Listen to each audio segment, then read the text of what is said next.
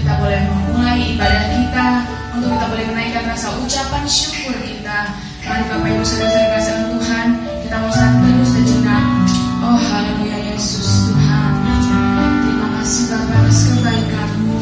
Terima kasih Tuhan atas penyertaan-Mu, sehingga kami boleh Tuhan berkumpul di rumah-Mu Tuhan, untuk kami boleh bersama-sama Tuhan menaikkan rasa syukur kami Tuhan, memuji memuliakan nama-Mu Bapa. Oh Tuhan Yesus, kami mengundang Engkau Tuhan untuk berkuasa Tuhan di tengah-tengah ibadah kami Tuhan. Engkau melihat setiap isi hati kami Bapa. Engkau yang melawat setiap kami yang hadir pada pagi hari ini ya Bapa. Oh haleluya Tuhan Yesus, terima kasih Yesus. Kita mengangkat pujian Roh-Mu yang hidup dan menghibur.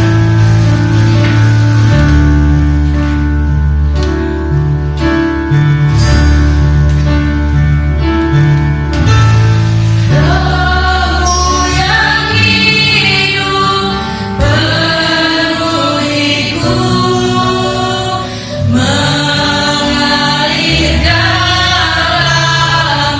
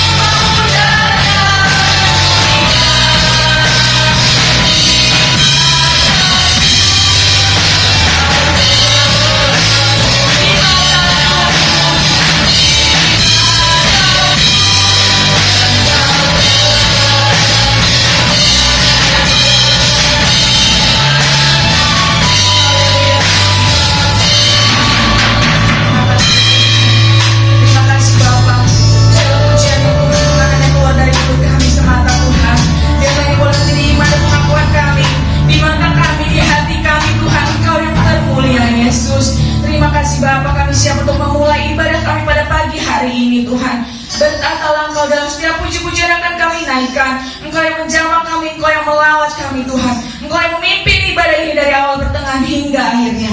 Hanya di dalam nama Tuhan Yesus Kristus, siap kita yang percaya, mari kita mau sama-sama katakan amin. Silakan duduk Bapak Ibu saudara kasih dalam Tuhan. Puji syukur sudah hangat ya ruangan ini, karena di luar dingin. Puji Tuhan kalau tadi malam hujan begitu datang sangat deras, tiba-tiba ya, karena selama ini kayak kita lagi mengalami musim panas. Tapi dari malam hujan datang deras, dan puji Tuhan pagi hari ini boleh cerah, sehingga kita boleh berkumpul di rumah Tuhan untuk kita memuji nama Tuhan.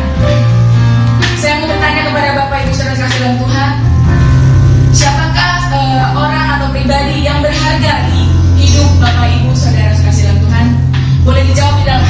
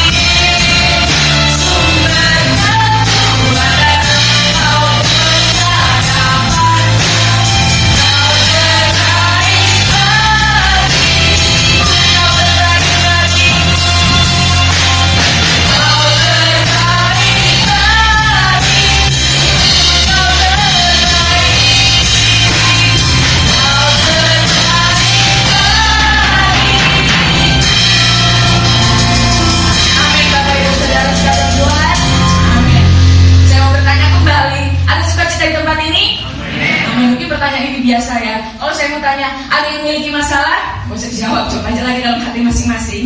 Ada yang memiliki pergumulan? Pasti ada, semua kita memiliki masalah dan memiliki pergumulan. Tapi kita mau menanggalkan itu semua pada pagi hari ini. Saya undang kita semua bangkit berdiri. Kita mau bersuka cita karena setiap masalah dan pergumulan hidup kita, Tuhan sanggup melakukan segala perkara yang besar. Amin.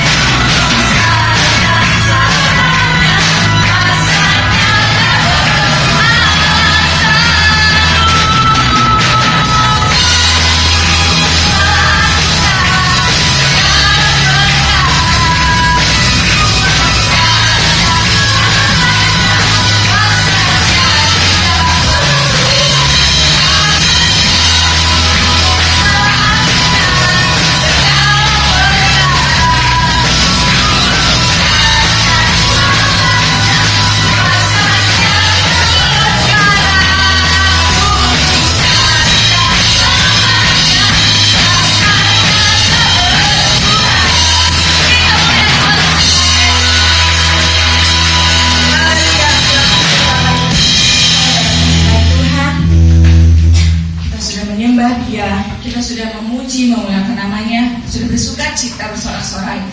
Tiba saatnya kita mendengarkan kebenaran firman Tuhan. Biarlah setiap hati kami, Tuhan, pada pagi hari ini kami menyiapkan ya Tuhan, untuk Engkau bentuk ya Bapa, untuk ditabur oleh firman-Mu Tuhan Yesus. Kita mau angkat pujian, Roh Allah yang hidup penuhiku.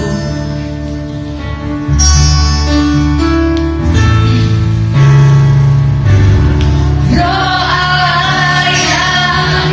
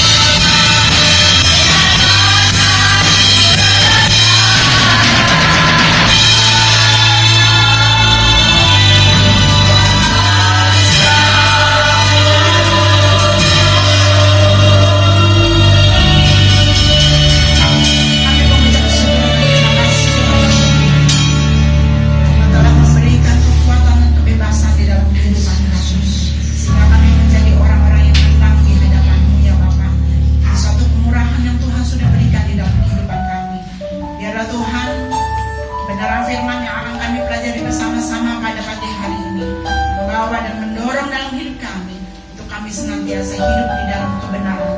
Karena kami tahu Tuhan, jika kami ada berada di dalam kebenaran-Mu ya Bapa, kuasa-Mu akan senantiasa memberikan dan mengingatkan di dalam kehidupan kami supaya kami menjadi anak-anak-Mu yang senantiasa Tuhan menyembah Engkau di dalam kehidupan kami. Kami sambut kebenaran firman-Mu Tuhan hanya di dalam nama Tuhan Yesus Kristus. Setiap kita yang hadir pada saat ini kita katakan amin. Puji Tuhan, saudara yang dikasihi oleh Tuhan. Kalau pada pagi hari ini kita akan melanjuti akan pembahasan tentang akibat dosa yang terdapat di dalam Kejadian pasal yang ketiga ayat yang ke-8 sampai yang ke-19. Demikian bunyi firman Tuhan. Ketika mereka mendengar bunyi langkah Tuhan Allah yang berjalan-jalan dalam taman itu, pada waktu hari sejuk, bersembunyilah manusia dan istrinya itu terhadap Tuhan Allah di antara orang atau di antara pohon-pohonan dalam taman. Tetapi Tuhan Allah memanggil manusia itu dan berfirman kepadanya, "Di manakah engkau?" Ia menjawab, "Ketika aku mendengar bahwa engkau ada dalam taman ini, aku menjadi takut karena aku telanjang. Sebab itu aku bersembunyi." Firman-Nya, "Siapakah yang memberitahukan kepadamu bahwa engkau telanjang? Apakah engkau makan dari buah pohon yang kularang engkau makan itu?" Manusia itu menjawab, "Perempuan yang kau tempatkan di sisiku, dialah yang memberikan makan." Kemudian berfirmanlah Tuhan Allah kepada perempuan itu, "Apakah yang telah kau perbuat ini?" Jawab perempuan itu, "Ular itu yang memberdayakan aku, maka aku makan."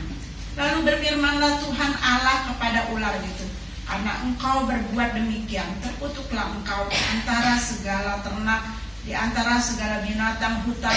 Dengan perutmu lah engkau akan menjalar, dan debu tanah lah akan kau makan seumur hidupmu. Aku akan mengadakan permusuhan antara engkau dan perempuan ini, antara keturunanmu dan keturunannya. Keturunannya akan meremukkan kepalamu, dan engkau akan meremukkan tumitnya." Firman-Nya kepada perempuan itu, "Susah payahmu waktu mengandung akan kubuat sangat banyak. Dengan kesakitan engkau akan melahirkan anakmu, namun engkau akan berahi kepada suamimu dan ia akan berkuasa atasmu." Lalu firman-Nya kepada manusia itu, "Karena engkau mendengarkan perkataan istrimu dan memakan dari buah pohon yang telah kuperintahkan kepadamu, jangan makan daripadanya, maka terkutuklah tanah karena engkau. Dengan bersusah payah engkau akan mencari rezekimu dari tanah seumur hidupmu. Semak duri dan rumput duri yang akan dihasilkannya bagimu, dan tumbuh-tumbuhan di padang akan menjadi makananmu. Dengan berpeluh engkau akan mencari makananmu sampai engkau kembali lagi menjadi tanah, karena dari situlah engkau diambil, sebab engkau debu dan engkau akan kembali menjadi debu." Amin untuk kebenaran firman Tuhan. Setiap pelanggaran pasti akan ada sanksi yang akan ditanggungnya.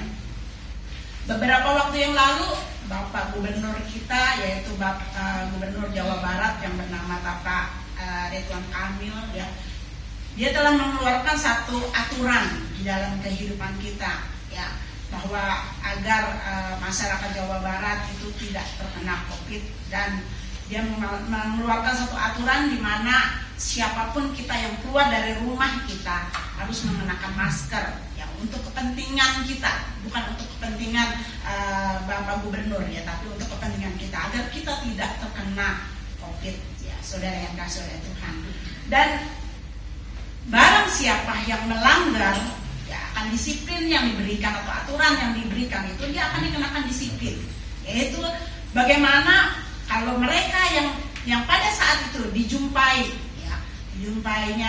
tidak memakai masker ketika kita keluar rumah atau di tempat perjalanan umum atau di tempat umum, saudara dikasih oleh Tuhan, dia memberikan satu aturan bahwa kita akan dikenakan denda, yaitu denda 100 sampai 150 ribu.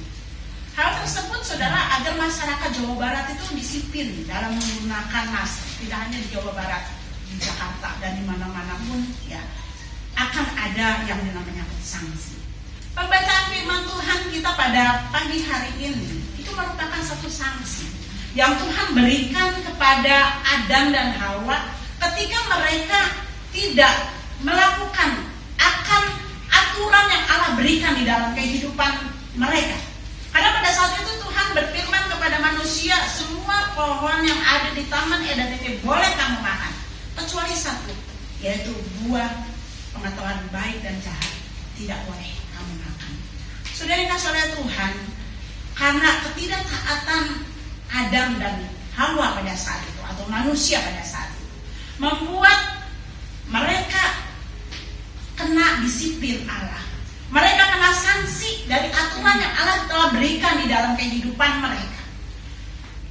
Apa sanksi yang mereka harus terima? Yang pertama adalah dosa merusak hubungan baik antara Allah dan manusia. Ya. Ketidaktaatan manusia itu mengakibatkan mereka jatuh di dalam dosa. Ya, seperti minggu lalu kita telah mendengar tentang asal mulanya dosa. Ya. Oleh sebab itu, dosa merusak hubungan baik antara Allah dengan manusia. Walaupun pada saat itu manusia telah jatuh di dalam dosa, tetapi kasih Allah tetap ada di dalam kehidupan mereka. Karena kalau ketika kita baca tadi di dalam ayat yang ke-8, ketika mereka mendengar langkah Tuhan, ya, Tuhan mencari manusia itu. Apapun keberadaannya, apapun yang mereka lakukan, tetapi di pemandangan Allah mereka adalah ciptaan Allah yang lebih tinggi dari ciptaan Allah yang lainnya. Karena di dalam pasal yang pertama Kejadian 1 ayat yang ke-27 dikatakan bahwa mereka diciptakan Allah, tidak hanya segambar dan serupa dengan Allah, tetapi mereka juga diberikan kuasa oleh Allah. Diberikan kuasa oleh Allah untuk mereka dapat menguasai seluruh ciptaan yang Allah berikan di dalam kehidupannya. Awalnya manusia memiliki atau mempunyai satu hubungan yang baik dengan Allah. Mereka diberikan satu kuasa atas ciptaan Allah, yang artinya mereka itu atau manusia itu diberikan hak istimewa oleh Allah di dalam kehidupannya. Namun karena mereka tidak taat yang mengakibatkan mereka berdosa di hadapan Allah, sehingga pada saat itu mereka mengalami yang namanya putus hubungan dengan Allah. Seperti apa yang dikatakan oleh Rasul Paulus di dalam kebenaran firman Tuhan yang terdapat dalam Roma pasal ketiga ayat yang ke-23. Karena semua orang telah berbuat dosa dan telah kehilangan kemuliaan Allah. Perbuatan dosa membuat manusia itu kehilangan damai sejahtera, kehilangan sukacita, kehilangan penuduhan, atau mereka mengalami satu penuduhan diri. Ya, mereka mengalami rasa takut yang amat sangat di dalam kehidupannya, sehingga pada saat itu mereka mungkin kehilangan yang namanya kesejahteraan di dalam kehidupannya dan lain-lain. Hal ini menjadi satu jurang pemisah antara manusia dengan Allah. Oleh sebab itu, Yesaya pernah mengatakan di dalam Yesaya 59 ayat 1 sampai yang kedua, demikian bunyi firman Tuhan. Sesungguhnya tangan Tuhan tidak kurang panjang untuk menyelamatkan, dan pendengarannya tidak kurang tajam untuk mendengar. Tetapi yang merupakan pemisah antara kamu dan Allahmu ialah segala kejahatanmu, dan yang membuat dia menyembunyikan diri terhadap kamu sehingga ia tidak mendengarkan ialah segala dosamu. Dosa membuat manusia enggan untuk memiliki hubungan yang dekat dengan Allah. Saudara yang kasih oleh Tuhan, ketika kita berada di dalam satu mungkin berbohong dengan istri atau suami kita, ketika mungkin kita bekerja dan seharusnya mungkin pekerjaan kita itu sudah selesai dan kita pulang ke rumah, namun pada saat itu karena kita mungkin bertemu dengan teman kita, teman lama bersama kita, ya. Lalu pada saat itu, ya, kita terlambat pulang. Ketika kita mungkin ingin supaya istri kita atau suami kita tidak marah, lalu kita berbicara kepada ketika mereka bertanya, kenapa kau pulang malam? Mungkin kita katakan, ya tadi ada lembur. Ya. Saya yakin dan percaya ketika kita mengatakan hal itu, ada rasa tidak damai dalam hati kita. Karena apa? Karena pada saat kita berbohong, pada saat itulah kita merasa tertuduh. Pada saat kita menyatakan sesuatu hal yang tidak benar, pada saat itu pula hati kita tidak sukacita. Pada saat itu pula hati kita mengalami satu kehampaan. Sama seperti Adam dan Hawa pada saat itu. Ketika mereka melihat bahwa dirinya telanjang, yang artinya pada saat itu kemuliaan Allah tidak ada di dalam kehidupannya. Mereka menjadi takut, mereka bersembunyi, mereka tidak ingin bertemu dengan Allah. Karena apa? Karena mereka memiliki satu hubungan yang sudah terpisah dari Allah. Yang kedua, dosa merusak hubungan sesama manusia.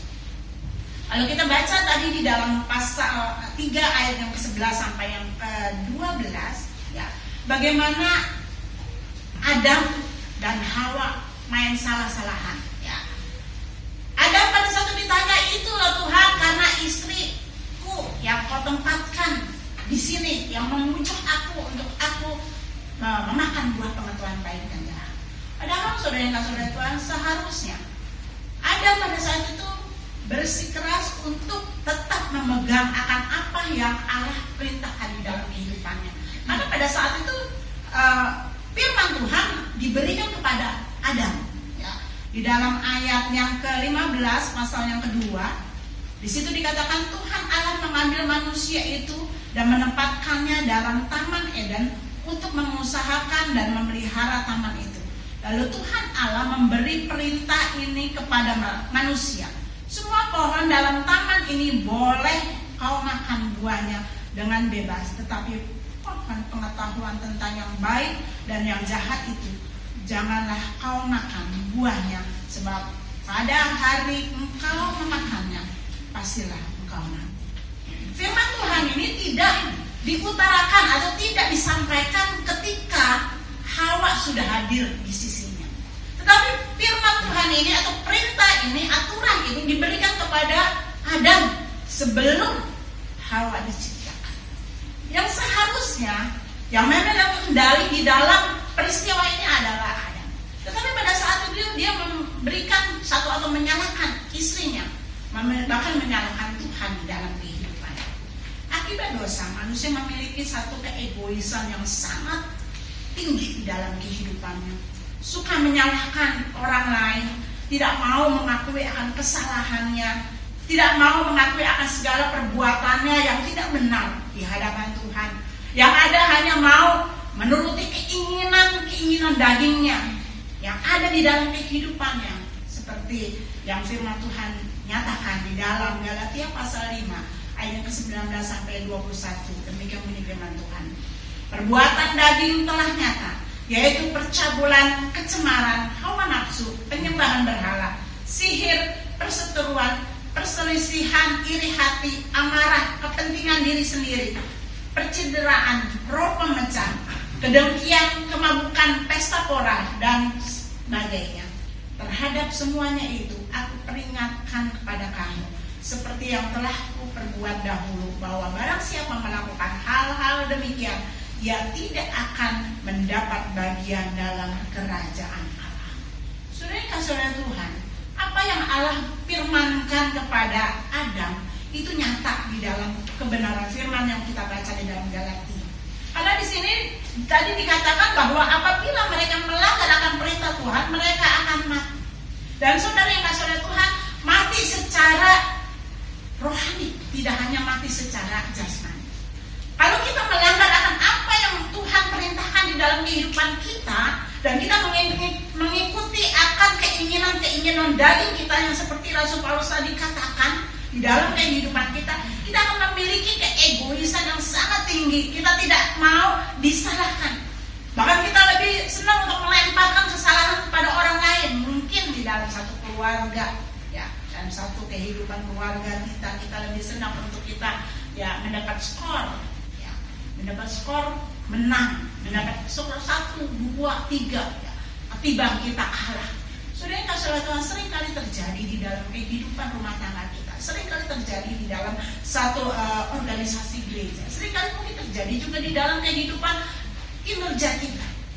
Segala sesuatu karena apa? Karena kita sering kali diliputi atau dilengkapi atau dilingkupi dengan keinginan-keinginan daging kita.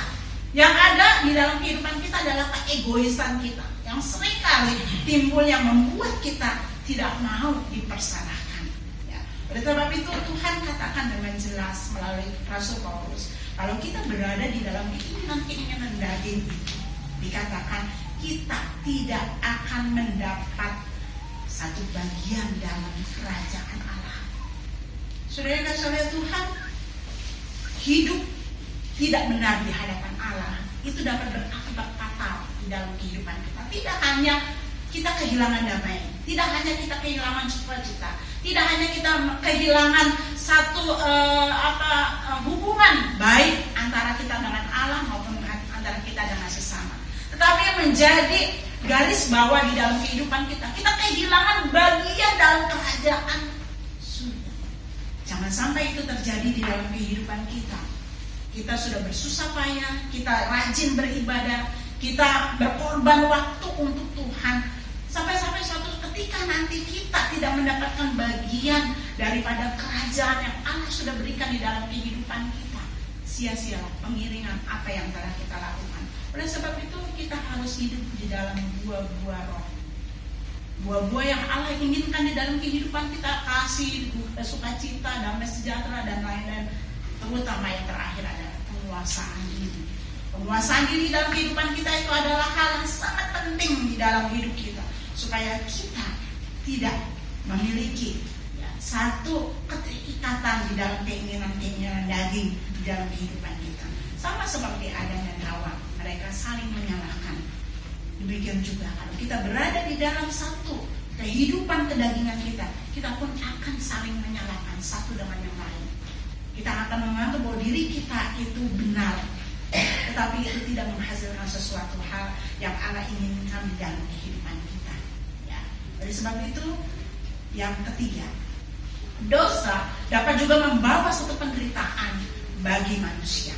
Kalau kita baca di dalam Kejadian pasal yang 3 ayat yang ke-15 sampai yang ke-19, bagaimana Allah memberitahukan kepada Adam dan Hawa akan apa yang mereka telah lakukan di dalamnya, membuat mereka itu kena satu hukuman atau satu sanksi di dalam kehidupan mereka. Sehingga pada saat itu Tuhan berkata bahwa Hawa atau perempuan harus bersusah payah dalam dia mengandung sampai dia melahirkan. Adam sebagai kepala keluarga atau sebagai laki-laki, dia juga harus bersusah payah untuk mencari nafkah. Dan ular akan dikenakan sanksi untuk dia senantiasa menjadi musuh bagi orang-orang atau manusia. Sudah dikasih oleh Tuhan, sanksi-sanksi ini Tuhan nyatakan di dalam kehidupan mereka. Agar apa? Agar mereka menjadi orang-orang yang jerah akan apa yang mereka lakukan di hadapan Tuhan.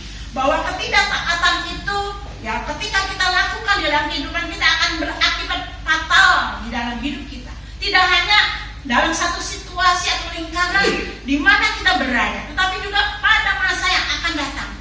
Ya. Pada masa yang akan datang, ketika Tuhan akan datang yang kedua kali, kita juga akan disebut menjadi anak-anak Tuhan yang tidak mendapat satu bagian di dalam kerajaan Allah. Oleh sebab itu, hal ini memberikan satu hal di dalam kehidupan kita. Bukan berarti Allah kejam. Ya. Bukan juga berarti Allah tidak toleran. Bukan juga berarti bahwa Allah itu tidak sayang di dalam kehidupan kita. Justru disiplin itu merupakan sesuatu hal karena Allah sayang. Disiplin itu atau teguran itu merupakan sesuatu hal karena Allah mengasihi kita, agar kita ini selalu waspada, agar kita ini selalu juga sadar, agar apa yang kita lakukan di dalam kehidupan kita ini berakibat sesuatu hal yang baik. Ada satu firman Tuhan yang Kalau kita menabur kebaikan, kita akan menuai kebaikan. Kalau kita menabur satu kejahatan, kita pun akan menuai kejahatan. Hal itu yang harus kita camkan di dalam kehidupan kita, ya.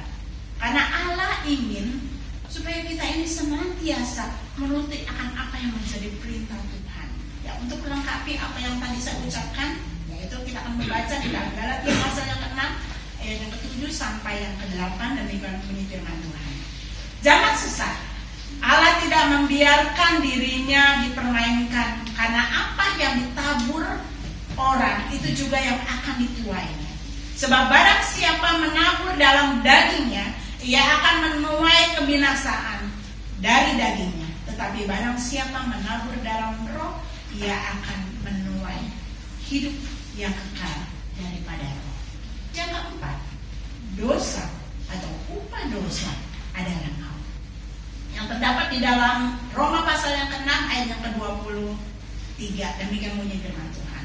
Sebab upah dosa ialah maut, tetapi karunia Allah ialah hidup yang kekal dalam Kristus Yesus Tuhan kita.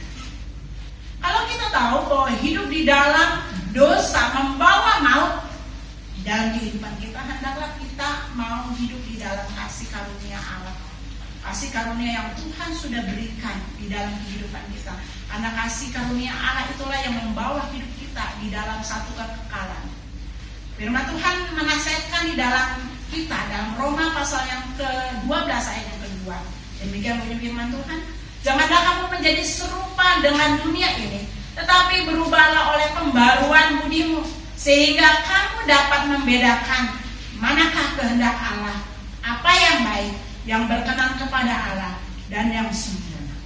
Yesus ingin agar kita memiliki satu pembaruan budi kita, pembaruan hati kita, tidak hanya akal kita atau pikiran kita, tetapi pembaruan hati kita, agar kita hidup sebagai anak-anak Allah yang tidak mudah terpengaruh atau terperangkap dengan keadaan dunia pada masa ini. Kalau kita mungkin melihat keadaan dunia pada saat ini, saudara, sungguh ya, kita mungkin berada di dalam satu keprihatinan. Ada banyak sekali pengaruh-pengaruh buruk yang sering kali terjadi di dalam kehidupan mungkin generasi-generasi muda pada saat ini. Ya, mungkin juga menjadi satu generasi tua bagi kita pun banyak juga yang tergoda atau terpengaruh. Mungkin dengan adanya mereka sering ya mungkin kumpul bersama, akhirnya banyak ya keluarga juga yang menjadi berantakan oleh karena ya adanya kecil di dalam reuni tersebut atau yang lainnya. Mungkin bagi kalangan anak-anak muda juga banyak sekali hal-hal yang menjadi perangkap di dalam kehidupan mereka. Mereka nggak mau kumpul-kumpul bareng mungkin di dalam satu kumpulan anak-anak muda yang pada saat ini ya yang tidak lain ya ada sedikit ya alkohol di situ, minuman keras ya. Mungkin ada disediakan gaplek dan lain-lain ya. Hal itu dapat membawa atau menjadi perangkap kuasa kegelapan, juga menjadi perangkap daripada keadaan dunia yang pada saat ini yang menggiurkan di dalam kehidupan kita. Tapi kita bersyukur Allah yang kita sembah adalah Allah yang senantiasa memperhatikan di dalam kehidupan kita. Pengorbanan Kristus di dalam kehidupan kita membuktikan bagaimana kasih-Nya nyata. Kasih Allah itu nyata di dalam kehidupan kita agar kita tidak menjadi orang-orang yang tidak memperoleh kehidupan kekal dari apa yang firman Tuhan katakan akibat dosa yang ditanggung oleh Adam dan Hawa, dan mungkin juga akan ditanggung dalam kehidupan kita. Yesus telah rela untuk datang ke dunia, menebus dan memperdamaikan di dalam kehidupan kita. Oleh karena kasih karunia-Nya, Allah telah memperdamaikan di dalam kehidupan kita sehingga kita menjadi orang-orang yang dekat pada Allah, menjadi orang-orang yang dapat ya menikmati akan kasih karunia Allah yang dalam kehidupan kita, agar suatu ketika kita akan memperoleh satu kehidupan yang kekal. Biarlah melalui kebenaran firman Tuhan yang pada pagi ini kita dengar di dalam kehidupan kita, kita tidak seperti Adam dan Hawa. Ini menjadi satu contoh dalam kehidupan kita. Ini menjadi sesuatu peringatan dalam kehidupan kita. Sebagai anak-anak Tuhan yang sudah diperbarui oleh Allah, sebagai anak-anak Tuhan yang sudah dilengkapi dengan kuasa Allah di dalam kehidupan kita, hendaklah kita menjadi anak-anak Tuhan yang senantiasa waspada, menjadi anak-anak Tuhan yang senantiasa terjaga di dalam Tuhan, agar kita menjadi anak-anak Tuhan yang menang, agar kita mendapatkan satu kehidupan yang kekal di hadapan. Amin untuk kebenaran Yesus. Kita akan naikkan satu pujian di hadapan Tuhan. Rohmu yang hidup penuh. Biar Roh Kudus akan senantiasa memenuhi di dalam kehidupan kita, agar kita menjadi anak-anak Tuhan yang mau belajar hidup taat, mengikuti akan apa yang Tuhan ingini di dalam kehidupan kita.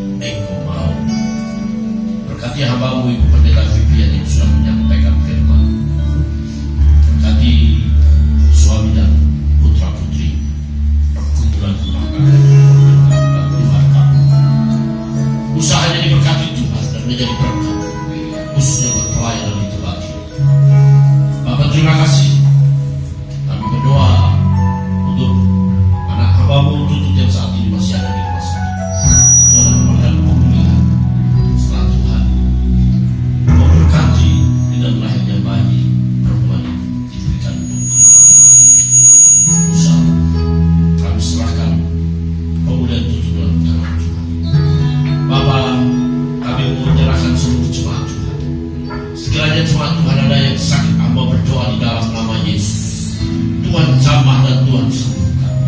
Jemaatmu yang masih beribadah di rumah juga Tuhan menyertai melalui YouTube yang ia dengar, ia ada melihat, ia terus tetap kuat dan hati mereka terus tetap tertuju kepada Tuhan.